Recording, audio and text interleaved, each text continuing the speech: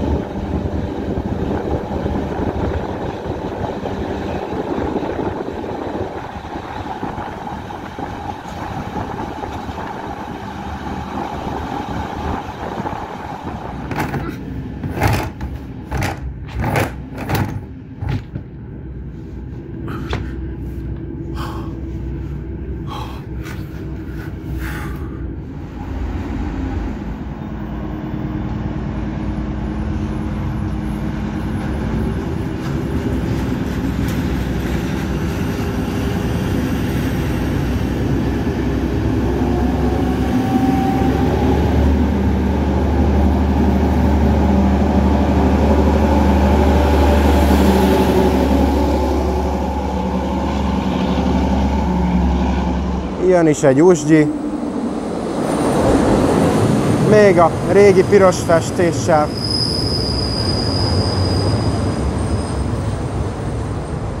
Méghozzá a 32-es.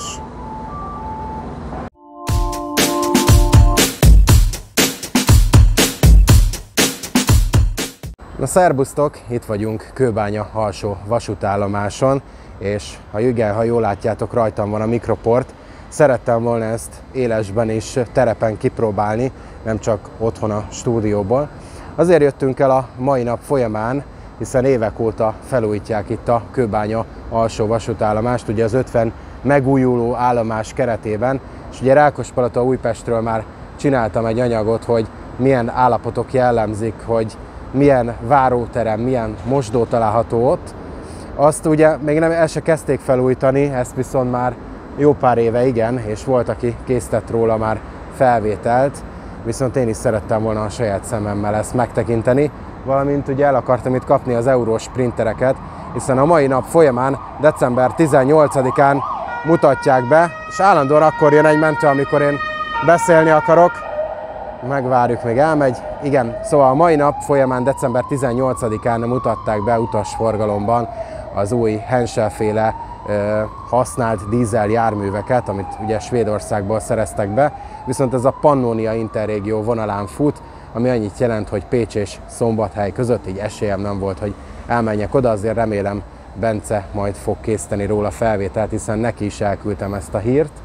Illetve hát ugye több újdonság is van, Rikári megörökítette még pár héttel ezelőtt, hogy felélesztettek egy új samut, és megpróbálták őket szinkronban közlekedtetni.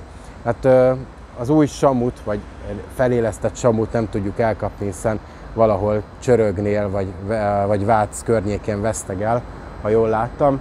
Viszont az eurós printereket mindenképpen bemutatom nektek. Ugye ezt korábban is megtettem, ők is úgymond bérelt mozdonyok, és kíváncsi vagyok, hogy mikor fog előkerülni ide Budapestre ez a Henschel-féle dízel jármű, akkor pedig mindenképpen utazni fogunk vele. Ugye jó pár évvel ezelőtt itt megcsinálták a tető szerkezetet, valamint a padokat kicserélték, és arról volt szó, hogy itt a várótermet, a állomás épületet is megcsinálják. És ugye ezt évekkel ezelőtt le is zárták, ugye látjátok, hogy ezért ez a 1000 éves öntött beton lépcsők találhatóak itt, valamint ezek a fakorlát. Ugye ezért nem a legszebb állomásról van szó. és ugye amikor évekkel ezelőtt lezárták a Liget tér felé vezető kijáratot, akkor ugye ide tették ezt a 2 automatát, hiszen gyakorlatilag a jegyvásárlási lehetőség megszűnt. Ugye ez a mai napig itt 2024. decemberében is le van zárva, milyen meglepő, megpróbálunk azért benézni. Hát így néz ki van írva egy munkaterület, csak az a baj, hogy senki nem dolgozik, tehát nem tudom miért nevezzük munkaterületnek. Ennél jobban nem tudunk bekukucskálni. Ugye itt a Pongrác út felől már régóta kicserélték az ajtókat, a nyílászárókat, amit már jól össze is graffitiztek, úgyhogy ennyit erről. Most viszont megpróbáljuk megkerülni és megnézni a másik oldalról. Ugye itt régebben volt egy ilyen kocsma, méghozzá jól tudom, a Liget söröző, aztán nem vagyok benne teljesen biztos, és ugye ezt bezárták már mikor. Emlékszem, régebben sokat jártam erre Kőbánya alsóra, mert egyik haverom itt lakott, és hát látogattam. Üzlethelyiségeket kezdtek el itt kialakítani, viszont ha megnézitek, szét van verve oda bent minden. Látjátok. Úgyhogy igazán nem történt semmi, de megnézzük előről is, mert ott is érdekes a buszvégállomás felől. Ugye a buszvégállomásra már mióta nem lehet kijutni, csak hogyha kijöttök a Pongrác úti kijáraton, és gyakorlatilag átjöttök a vasúti töltés alatt. És ugye itt is látjátok, hogy itt van az üzlethelyiség teljesen üresen, illetve szemétdombok, mindenféle cserszegi fűszeres bor, meg akciós Mikulás, így néz ki az egykori kocsma, úgyhogy ide már nem járnak. Az aranyászok azért még ott fent van, illetve hát a bejárat, amit ígértek, hogy átadnak, és faszakamerát sikerült elhelyezni, meg ugye itt a lámpa búráknak a helyét kialakították, viszont itt lógnak ki a vezetékek a mai napig, és ki van írva, hogy üzemen kívül a vasútállomás megközelítése a Pongrác úti bejáraton keresztül lehetséges. És mindjárt 2025-öt írunk, és szerintem ez jövőre sem lesz nagyon átadva. Az a baj, hogy ezen az üvegen már nem nagyon látunk be, de azért elég gáz, hogy ilyen állapotok uralkodnak Budapesten. De hát tudjuk, Janikának budapesti vasútállomások nem annyira számítanak, csak a vidéki állomások, vagy még talán az sem, mert ott sem történik semmi. De azért nagyon szép ez a márványburkolat, ezt legalább megcsinálták, és ott van az óra, ami talán pontosan jár. Ennyit erről. Közben pedig átjöttünk Csepelre, hiszen meg szerettem volna mutatni nektek egy vadonatúj parkot itt a Szent Imre téren, hát nem azt, ami eddig is megvolt, hanem itt a buszvégállomás mellett alakítottak ki egyet, hiszen korábban itt egy ilyen murvás parkoló volt, most viszont igényesen megcsinálták. Szóval erről a parkról van szó. Ugye, ha emlékeztek rá, amikor jöttünk Mikulás buszt is megnézni, akkor gyakorlatilag itt állították félre, és hát itt a sárban tapostuk egymást, hogy minél jobb felvételeket készítsünk. Hát most már erre nincsen szükség, hiszen nagyon szépen megoldották. Látjátok, van ilyen biciklitároló, van kirakva ilyen Csepel bicikli, de installációban. Ugye, hát ugye ezt nem lehet elvinni, meg ezt az önkormányzat rakta ki, csak egy dísznek, hiszen Csepel ezekről híres, illetve régi fotókon keresztül tekinthetitek meg Csepelnek a történetét. Ugye a Weiss Manfred gyárnak a főbejáratát, akkor a lemez villás Csepel 100-as motorkerékpárokat. Itt van még a VM automobil az 1920-as évekből, itt van még az országzászló avatóünnepsége 1938-ból, valamint az 1928-ra elkészült kultúrház, és rengeteg ilyen, hát most tél van, úgyhogy ezek nem ilyen örökzöld növények, majd tavasszal lesz érdemes megnézni, amikor rügyeznek a fák is, illetve ezek a bokrok is életre kelnek. Ugye ez egy örökzöld gyep, úgyhogy ő megvan most is, valamint ilyen padokat tettek ide, illetve ugye itt is van még installáció, van egy ilyen ivókút, vannak még fotók, és láthatjátok szintén a Csepel kerékpárt, valamint egy elég nagy Csepel feliratot, illetve a Csepel motorbiciklit,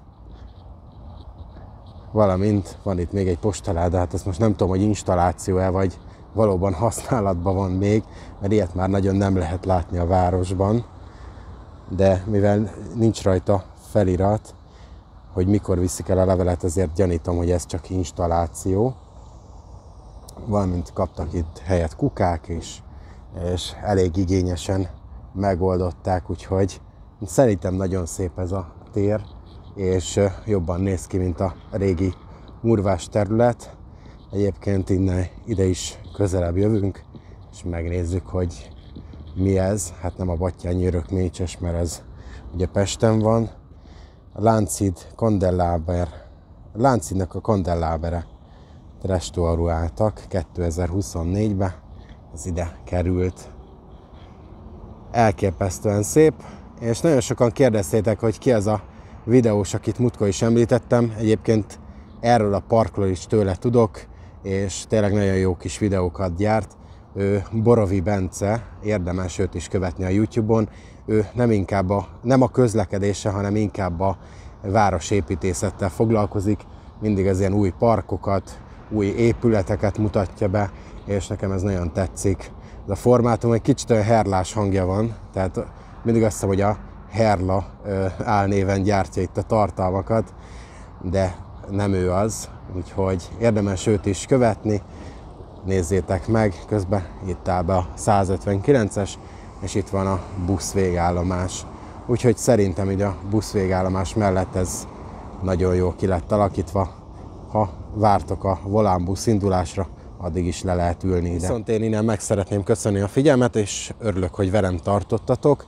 Azért attól függetlenül, hogy nem jött össze a Henschelnek a dízel motorvonatának, vagy bocsánat, dízel mozdonyának, nehogy ezt mondjam, hogy motorvonat, mert itt meg fognak lincselni a komment szekcióba. Tehát nem jött össze ennek a bemutatása, ettől függetlenül remélem tudtam nektek érdekes és izgalmas témát hozni.